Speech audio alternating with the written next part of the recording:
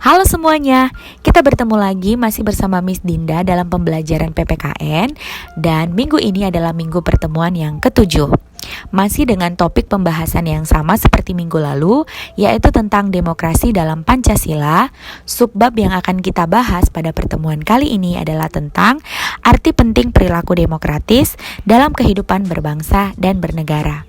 Pastikan kalian tetap menyimak dan menyaksikan videonya sampai habis ya. Nah, silakan menyaksikan dan pastikan juga nanti tugas keterampilan yang akan Miss share di aplikasi Edmodo kalian kerjakan dan kalian kumpulkan tepat waktu. Bagian pertama dalam pembahasan kali ini adalah tentang bagaimana pentingnya demokrasi dalam aspek kehidupan kita sebagai warga negara. Demokrasi memiliki arti yang begitu penting bagi kehidupan warga negara Indonesia. Konsep demokrasi mampu mewujudkan hak-hak warga negara dalam kehidupan berbangsa dan bernegara loh. Nah, melalui demokrasi, warga negara dapat mewujudkan beberapa aspek dalam kehidupan, diantaranya adalah sebagai berikut. Aspek yang pertama adalah persamaan kedudukan di muka hukum.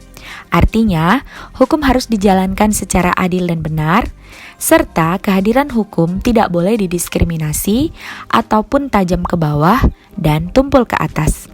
Dalam penerapannya, hukum berlaku bagi seluruh warga negara tanpa terkecuali. Aspek yang kedua adalah partisipasi dalam pembuatan keputusan. Rakyat merupakan pemegang kekuasaan tertinggi dalam negara demokrasi berkedaulatan rakyat. Aspirasi rakyat harus dipertimbangkan dan pemerintah harus menjalankannya berdasarkan konstitusi. Artinya, kebijakan yang diambil juga harus mewakili aspirasi masyarakat dari sejumlah aspirasi yang beragam dan pada akhirnya dijadikan satu untuk mencapai kesepakatan. Yang ketiga adalah distribusi pendapatan secara adil. Dalam negara demokrasi, negara wajib memberikan keadilan di seluruh bidang termasuk dalam bidang ekonomi. Semua warga negara berhak memperoleh pendapatan yang layak dan pemerintah wajib memberikan bantuan kepada fakir, miskin, atau mereka yang berpendapatan rendah. Pemerintah bisa membuat program-program yang menunjang kehidupan ekonomi warganya dan dengan program tersebut diharapkan agar distribusi pendapatan yang adil terjadi pada masyarakat di seluruh Indonesia. Dan aspek yang terakhir adalah kebebasan yang bertanggung jawab. Dalam sebuah negara yang demokratis, terdapat 4 kebebasan yang sangat penting, yaitu kebebasan beragama, kebebasan pers, kebebasan mengeluarkan pendapat, dan kebebasan berkumpul. 4 kebebasan ini merupakan hak asasi manusia yang harus dijamin keberadaannya oleh negara. Kebebasan tersebut harus dilaksanakan secara bertanggung jawab, artinya kebebasan yang dimiliki oleh setiap warga negara tidak boleh bertentangan dengan norma-norma yang berlaku, serta harus memperhatikan kebebasan yang dibatasi oleh aturan dan kebebasan yang dimiliki oleh orang lain. Selanjutnya, kita masuk ke poin berikutnya, yaitu nilai-nilai demokrasi di Indonesia. Menanamkan nilai-nilai demokratis kepada masyarakat perlu dilakukan demi terciptanya perilaku demokratis dalam kehidupan berbangsa dan bernegara loh. Nah, pelaksanaan nilai-nilai demokrasi ini membutuhkan dukungan dari aspek-aspek, di antaranya sebagai berikut. Yang pertama, kesadaran akan pluralisme. Yang kedua, sikap jujur dan memiliki pemikiran yang sehat. Yang ketiga, kerjasama antar warga masyarakat. Dan yang terakhir, sikap dewasa dalam menerima keputusan. Lalu, selain nilai-nilai, demokrasi juga memiliki norma-norma yang harus diterapkan dalam kehidupan berbangsa dan bernegara. Yang pertama adalah pentingnya kesadaran terhadap pluralisme. Ini merupakan kesadaran akan kemajemukan menghendaki tanggapan yang positif terhadap kemajemukan itu sendiri secara aktif. Artinya, kesadaran akan pluralitas begitu penting dimiliki rakyat Indonesia sebagai bangsa yang beragam dari sisi etnik, bahasa, budaya, agama, dan juga potensi alam. Yang kedua adalah musyawarah. Keputusan dalam musyawarah merupakan hasil kesepakatan anggota dari musyawarah itu sendiri. Dengan demikian, keputusan yang dihasilkan dalam musyawarah bukan berasal dari suara mayoritas ataupun minoritas, melainkan suara seluruh anggota yang hadir dalam musyawarah tersebut. Semangat dari musyawarah ini menuntut kedewasaan, kerelaan, dan ketulusan untuk mendengar pendapat orang lain, menerima perbedaan pendapat, dan menerima apabila pendapat pribadi tidak menjadi keputusan bersama. Yang keempat, kejujuran dalam pemufakatan. Artinya, pemufakatan yang dihasilkan dengan cara yang jujur dan sehat akan menghasilkan kesepakatan yang menguntungkan bagi semua pihak. Musyawarah akan berlangsung dengan baik jika tiap pribadi memiliki pandangan positif terhadap perbedaan pendapat yang dikemukakan orang lain dalam musyawarah tersebut. Yang kelima, terpenuhinya kebutuhan ekonomi.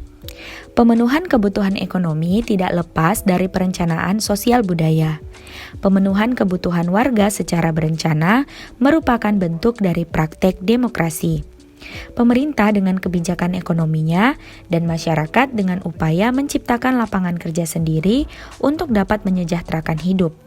Dalam hal ini, pemerintah dapat memberikan berbagai bantuan untuk mendukung usaha yang dirintis oleh masyarakat, dan masyarakat wajib taat membayar pajak demi lancarnya program pembangunan.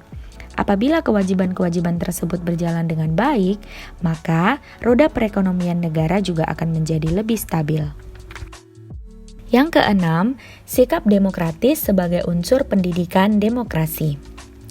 Salah satu sarana yang dapat dijadikan sebagai upaya menumbuhkan sikap demokratis adalah pendidikan demokrasi.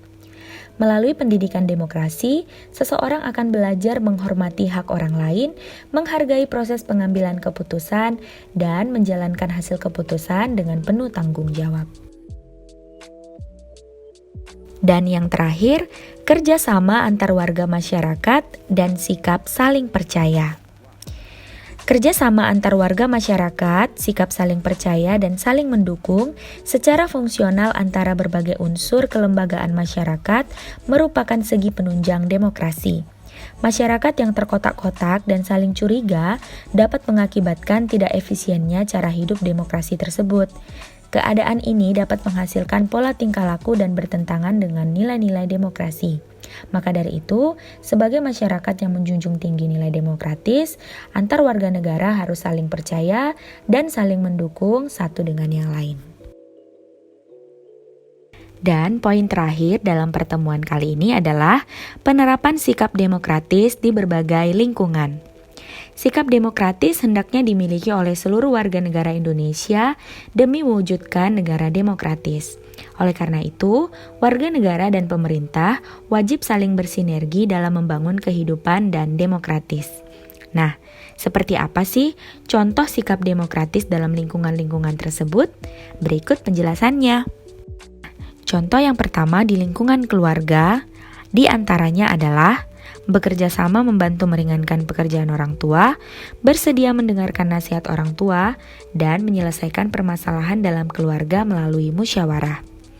Lalu, contoh dalam lingkungan sekolah adalah yang pertama, memperhatikan dengan seksama materi yang diajarkan oleh guru, menghargai pendapat teman, serta ikut berpartisipasi dalam pemilihan ketua kelas maupun ketua OSIS. Dalam lingkungan masyarakat, contoh perilaku demokratis diantaranya adalah berpartisipasi dalam kegiatan Karang Taruna, melaksanakan hasil musyawarah warga dengan penuh tanggung jawab, dan berpartisipasi aktif dalam kegiatan desa. Serta yang terakhir, dalam lingkungan negara, contoh perilaku demokratis diantaranya adalah berpartisipasi aktif dalam melaksanakan kebijakan pemerintah, kritis terhadap kebijakan pemerintah, serta menghargai kebijakan pemerintah dan juga hak-hak orang lain. Nah, demikian tadi pembahasan dari topik tentang demokrasi dalam Pancasila. Pembahasan dalam pertemuan minggu ini menjadi pembahasan yang terakhir ya. Jadi dalam arti kata, materi ini sudah selesai. Pastikan kalian tetap membuat rangkuman berdasarkan video yang telah Miss berikan mulai dari pertemuan yang pertama sampai pertemuan yang hari ini. Dan pastikan kalian tetap membaca serta memahami dan menyimak setiap rangkuman-rangkuman yang sudah kalian buat. Karena untuk small test dan ujian mid semester, Miss akan mengambil soal-soal berdasarkan video-video tersebut. Begitu juga dengan tugas yang telah Miss share di aplikasi Edmodo, pastikan kalian mengerjakannya dan mengumpulkannya tepat waktu. Sampai jumpa di pertemuan berikutnya, tetap sehat dan tetap semangat. See you!